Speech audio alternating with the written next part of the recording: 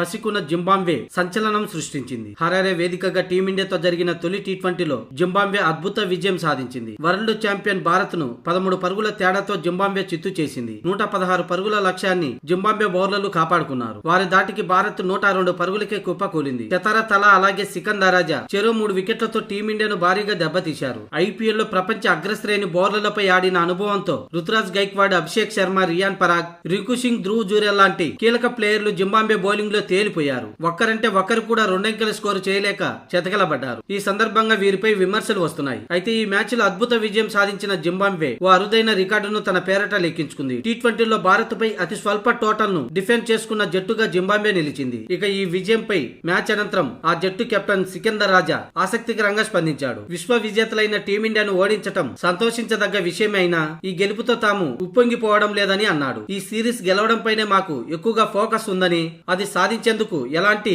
అతి ఉత్సాహం చూపించమని సికందర్ తెలిపాడు. ఈ విజయం గెలిచినందుకు సంతోషంగా ఉంది. అయితే ఈ విజయంతోనే మా పని పూర్తి కాలేదు. తదుపరి మ్యాచ్ల్లో గెలవడంపై సిద్ధంగా ఉండాల్సిన అవసరం ఉంది. మొదటి టీ20కి రెండో టీ20కి కొన్ని గంటలే సమయం ఉండడంతో అందుకు ప్రిపేర్ అయ్యేందుకు అన్ని విధాలుగా సిద్ధంగా ఉండాలని సికందర్ రాజా అన్నాడు. ఈ సమయంలో భారత్ పుంజుకునే అవకాశం ఉంది. ప్రస్తుతం మా కుర్రాళ్ళు ఫీల్డింగ్, క్యాచ్లు అలాగే బౌలింగ్ చాలా అద్భుతంగా ఉంది. ఇలాగే తదుపరి మ్యాచ్ లో కూడా కొనసాగిస్తామని సికందర్ రాజా తెలిపాడు.